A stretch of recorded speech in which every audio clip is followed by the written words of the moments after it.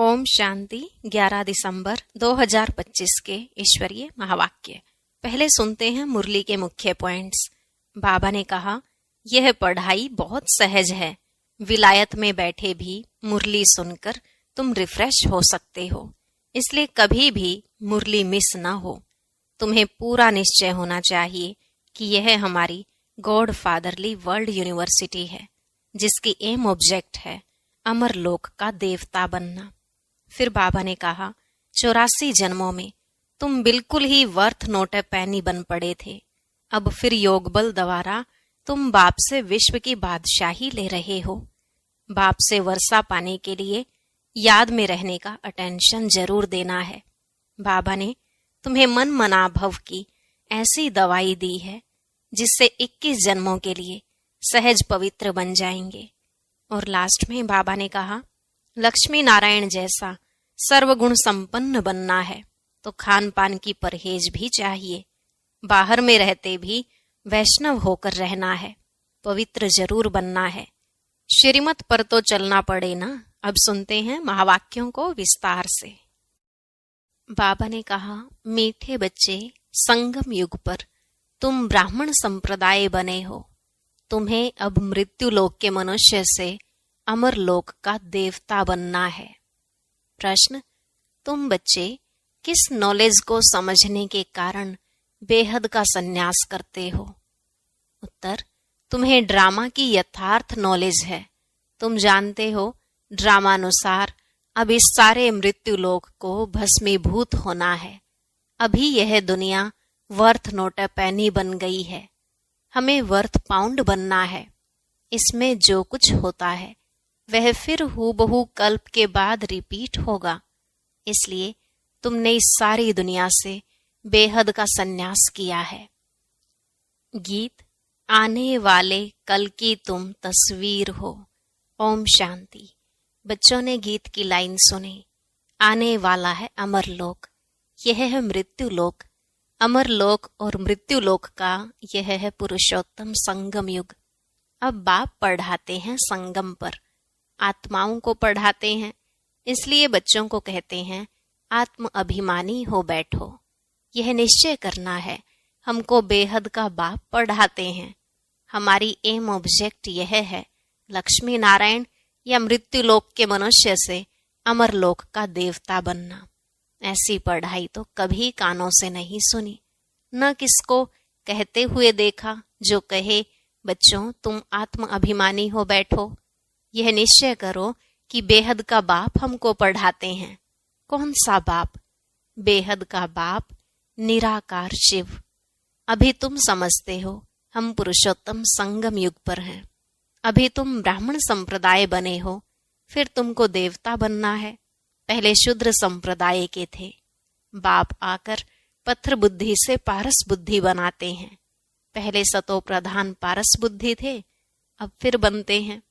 ऐसे नहीं कहना चाहिए कि सतयुग के मालिक थे। सतयुग में विश्व के मालिक थे। फिर 84 जन्म ले सीढ़ी उतरते उतरते सतो प्रधान से सतो रजो तमो में आए हैं। पहले सतो प्रधान थे तो पारस बुद्धि थे, फिर आत्मा में खाद पड़ती है। मनुष्य समझते नहीं। बाप कहते हैं, तुम कुछ नहीं जानते थे, ब्लाइंड फेथ था। सिवाय जानने के किसकी पूजा करना व याद करना, उसको ब्लाइंड फेथ कहा जाता है। और अपने श्रेष्ठ धर्म, श्रेष्ठ कर्म को भी भूल जाने से वह कर्म भ्रष्ट, धर्म भ्रष्ट बन पड़ते हैं। भारतवासी इस समय दैवी धर्म से भी अनजान है। बाप समझाते हैं, वास्तव में तुम हो प्रवृत्ति मार्ग वाले। वही देवताएं जब अपवित्र बनते हैं तब देवी देवता कह नहीं सकते, इसलिए नाम बदल हिंदू धर्म रख दिया है। यह भी होता है ड्रामा प्लान अनुसार। सभी एक बाप को ही पुकारते हैं, हे पतित पावन आओ। वह एक ही गॉड फादर है जो जन्म मरण रहित है। ऐसे नहीं कि नाम रूप से न्यारी कोई चीज है। आत्मा का व परमात्मा का रूप बहुत सूक्ष्म है, जिसको स्टार व बिंदु कहते हैं। शिव की पूजा करते हैं, शरीर तो है नहीं। अब आत्मा बिंदी की पूजा हो न सके, इसलिए उनको बड़ा बनाते हैं पूजा के लिए। समझते हैं शिव की पूजा करते हैं, परंतु उनका रूप क्या है वह नहीं जानते। यह सब बातें बाप इस समय ही आकर समझाते हैं। बाप कहते हैं तुम अपने जन्मों को नहीं जानते हो। 84 लाख योनियां कैसे हो सकती हैं? अब बाप तुम बच्चों को बैठ समझाते हैं। अभी तुम ब्राह्मण बने हो, फिर देवता बनना है। कलयुगी मनुष्य है शूद्र। तुम ब्राह्मणों की एम ऑब्जेक्ट है मनुष्य से देवता बनने की। यह मृत्यु लोक पतित दुनिया है। नई दुनिया वह थी जहां यह देवी देवताएं राज्य करते थे। एक ही इनका राज्य था। यह सारे विश्व के मालिक थे। अभी तो तमो प्रधान दुनिया है, अनेक धर्म है। यह देवी देवता धर्म प्रायलोप हो गया है। देवी देवताओं का राज्य कब था, कितना समय चला, यह वर्ल्ड की हिस्ट्री ज्योग्राफी कोई नहीं जानते। बाप ही आकर तुमको समझाते हैं। यह है गॉड फादरली वर्ल्ड यूनिवर्सिटी, जिसकी एम ऑब्जेक्ट है अमर लोक का देवता बनाना। इनको अमर कथा भी कहा जाता है। तुम इस नॉलेज से देवता बन काल पर जीत पाते हो। वहां कभी काल खा नहीं सकता। मरने का वहां नाम नहीं। अभी तुम काल पर जीत पहन रहे हो। ड्रामा के प्लान अनुसार भारतवासी भी 5 वर्ष या 10 वर्ष का प्लान बनाते हैं ना। समझते हैं हम राम राज्य स्थापन कर रहे हैं। बेहद के बाप का भी प्लान है राम राज्य बनाने का। वह तो सब है मनुष्य। मनुष्य तो राम राज्य स्थापन कर न सके। राम राज्य कहा ही जाता है सतयुग को। इन बातों को कोई जानते नहीं है। मनुष्य कितनी भक्ति करते हैं, जिस्मानी यात्राएं करते हैं। दिन अर्थात सतयुग त्रेता में इन देवताओं का राज्य था। फिर रात में भक्ति मार्ग शुरू होता है। सतयुग में भक्ति नहीं होती है। ज्ञान, भक्ति, वैराग्य, यह बाप समझाते हैं। वैराग्य 2 प्रकार का है। एक है हठयोगी निवृत्ति मार्ग वालों का। वह घर बार छोड़ जंगल में जाते हैं। अब तुमको तो बेहद का सन्यास करना है, सारे मृत्यु लोक का। बाप कहते हैं यह सारी दुनिया भस्मीभूत होने वाली है। ड्रामा को बहुत अच्छी रीति समझना है। जो मिसल टिक टिक होती रहती है, जो कुछ होता है फिर कल्प 5000 वर्ष बाद हूबहू रिपीट होगा। इसको बहुत अच्छी रीति समझकर बेहद का सन्यास करना है। समझो कोई विलायत जाते हैं, कहेंगे वहां हम यह नॉलेज पढ़ सकते हैं। बाप कहते हैं हाँ, कहाँ भी बैठ तुम पढ़ सकते हो। इसमें पहले 7 रोज का कोर्स लेना पड़ता है। बहुत सहज है। आत्मा को सिर्फ यह समझना होता है। हम सतो प्रधान विश्व के मालिक थे, तब सतो प्रधान थे। अब तमो प्रधान बन गए हैं। 84 जन्मों में बिल्कुल ही वर्थ नोट अ पैनी बन पड़े हैं। अब फिर हम पाउंड कैसे बने? अब कलयुग है, फिर जरूर सतयुग होना है। बाप कितना सिंपल समझाते हैं। 7 दिन का कोर्स समझना है। कैसे हम सतो प्रधान से तमो प्रधान बने हैं। काम चिता पर बैठ तमो प्रधान बने हैं। अब फिर ज्ञान चिता पर बैठ सतो प्रधान बनना है।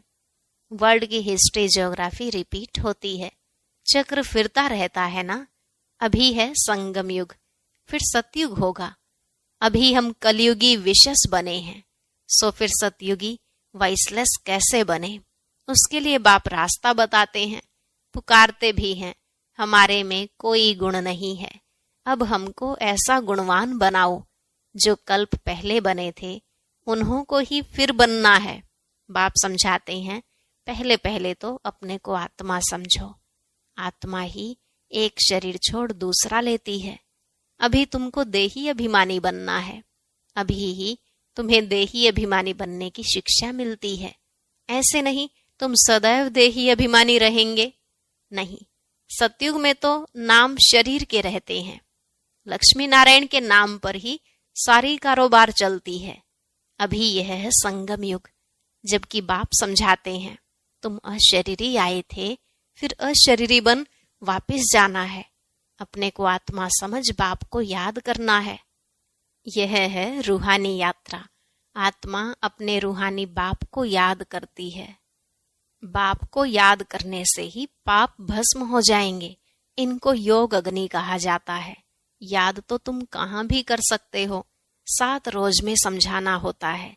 यह सृष्टि चक्र कैसे फिरता है, कैसे हम सीढ़ी उतरते हैं। अब फिर इस एक ही जन्म में चढ़ती कला होती है। विलायत में बच्चे रहते हैं, वहां भी मुरली जाती है।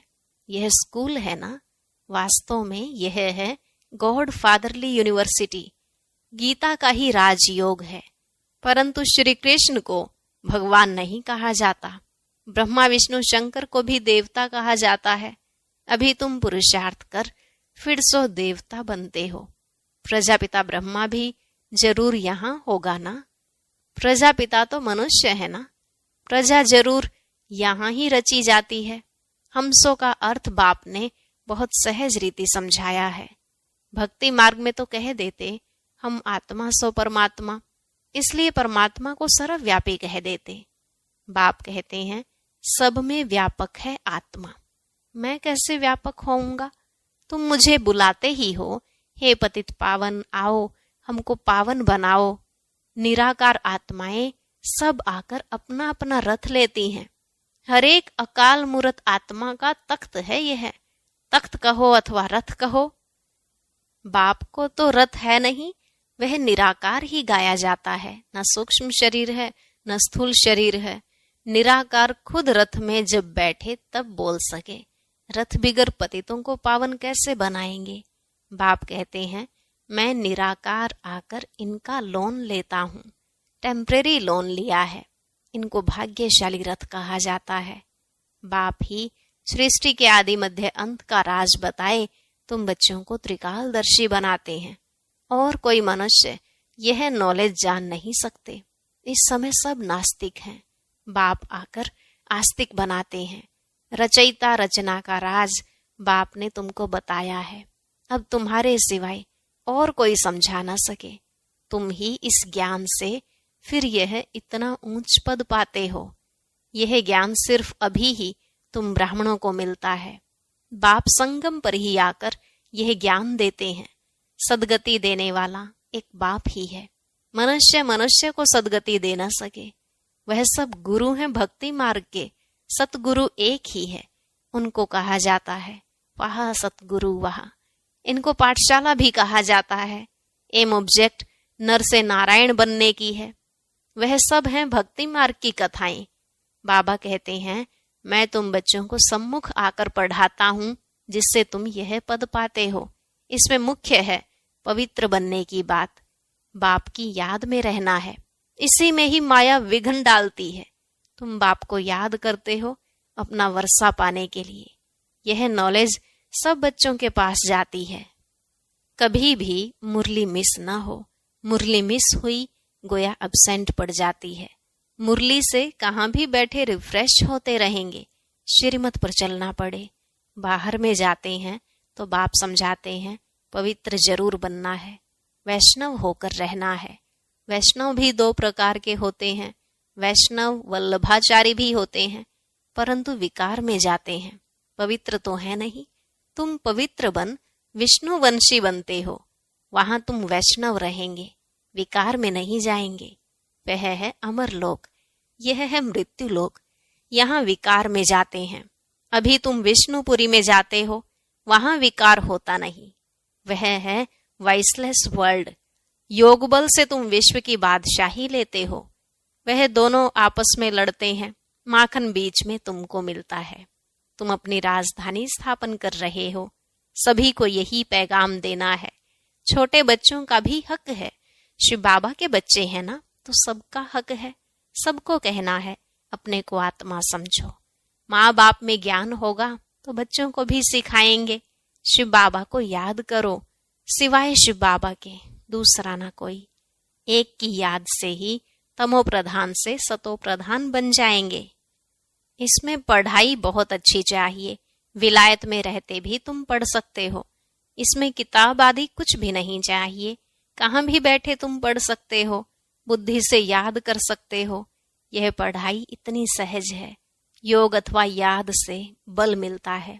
तुम अभी विश्व का मालिक बन रहे हो। बाप राजयोग सिखाकर पावन बनाते हैं। वह है हठ योग, यह है राजयोग। इसमें परहेज बहुत अच्छी रीति चाहिए। इन लक्ष्मी नारायण जैसा सर्वगुण संपन्न बनना है ना। खान पान की भी परहेज चाहिए। और दूसरी बात, बाप को याद करना है तो जन्म जन्मांतर के पाप कट जाएंगे। इसको कहा जाता है सहज राजयोग। राजाई प्राप्त करने के लिए अगर राजाई न ली तो गरीब बन जाएंगे। श्रीमत पर पूरा चलने से श्रेष्ठ बनेंगे। भ्रष्ट से श्रेष्ठ बनना है, उसके लिए बाप को याद करना है। कल्प पहले भी तुमने ही यह ज्ञान लिया था जो फिर अब लेते हो। सतयुग में और कोई राज्य नहीं था, उसको कहा जाता है सुख धाम। अभी यह है दुख धाम। और जहां से हम आत्माएं आई हैं वह है शांति धाम। शिव बाबा को वंडर लगता है दुनिया में मनुष्य क्या क्या करते हैं। बच्चे कम पैदा हों उसके लिए भी कितना माथा मारते रहते हैं। समझते नहीं यह तो बाप का ही काम है। बाप झट एक धर्म की स्थापना कर बाकी सब अधर्मों का विनाश करा देते हैं एक धक से। वो लोग कितनी दवाइयां आदि निकालते हैं पैदाइश कम करने के लिए। बाप के पास तो एक ही दवाई है, एक धर्म की स्थापना होनी है। वह समय आएगा, सब कहेंगे यह तो पवित्र बन रहे हैं, फिर दवाइयां आदि की भी क्या दरकार है। तुमको बाबा ने ऐसी दवाई दी है मन मना भव की, जिससे तुम 21 जन्मों के लिए पवित्र बन जाते हो। अच्छा, मीठे मीठे सिकिलधे बच्चों प्रति माता पिता बाप दादा का याद प्यार और गुड मॉर्निंग। रूहानी बाप की रूहानी बच्चों को नमस्ते। रूहानी बच्चों की रूहानी बाप दादा को नमस्ते नमस्ते, गुड मॉर्निंग, शुक्रिया बाबा शुक्रिया। धारणा के लिए मुख्य सार। पहला पॉइंट, पवित्र बनकर पक्का वैष्णव बनना है। खान पान की भी पूरी परहेज करनी है। श्रेष्ठ बनने के लिए श्रीमत पर जरूर चलना है। दूसरा, मुरली से स्वयं को रिफ्रेश करना है। कहाँ भी रहते सतो प्रधान बनने का पुरुषार्थ करना है। मुरली एक दिन भी मिस नहीं करनी है। वरदान, स्व कल्याण के प्रत्यक्ष प्रमाण द्वारा विश्व कल्याण की सेवा में सदा सफलता मूर्त भव। स्व कल्याण के प्रत्यक्ष प्रमाण द्वारा विश्व कल्याण की सेवा में सदा सफलता मूर्त भव। जैसे आजकल शारीरिक रोग हार्ट फेल का ज्यादा है, वैसे आध्यात्मिक उन्नति में दिल शिकस्त का रोग ज्यादा है। ऐसी दिल शिकस्त आत्माओं में प्रैक्टिकल परिवर्तन देखने से ही हिम्मत व शक्ति आ सकती है। सुना बहुत है, अब देखना चाहते हैं। प्रमाण द्वारा परिवर्तन चाहते हैं तो विश्व कल्याण के लिए स्व कल्याण पहले सैंपल रूप में दिखाओ। विश्व कल्याण की सेवा में सफलता मूर्त बनने का साधन ही है प्रत्यक्ष प्रमाण। इससे ही बाप की प्रत्यक्षता होगी। जो बोलते हो वह आपके स्वरूप से प्रैक्टिकल दिखाई दे तब मानेंगे। स्लोगन, दूसरे के विचारों को अपने विचारों से मिलाना, यही है रिगार्ड देना। दूसरे के विचारों को अपने विचारों से मिलाना, यही है रिगार्ड देना। अव्यक्त इशारे, अब संपन्न व कर्मातीत बनने की धुन लगाओ।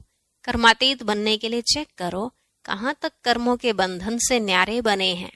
लौकिक और अलौकिक, कर्म और संबंध दोनों में स्वार्थ भाव से मुक्त कहाँ तक बने हैं। जब कर्मों के हिसाब किताब व किसी भी व्यर्थ स्वभाव संस्कार के वश होने से मुक्त बनेंगे, तब कर्मातीत स्थिति को प्राप्त कर सकेंगे। कोई भी सेवा संगठन प्रकृति की परिस्थिति स्वस्थिति व श्रेष्ठ स्थिति को डगमग न करे। इस बंधन से भी मुक्त रहना ही कर्मातीत स्थिति की समीपता है। ओम शांति। इस ज्ञान मोती चैनल पर रोज साकार मुरली सुनने वाले भाई बहनों प्रति एक बहुत जरूरी सूचना है।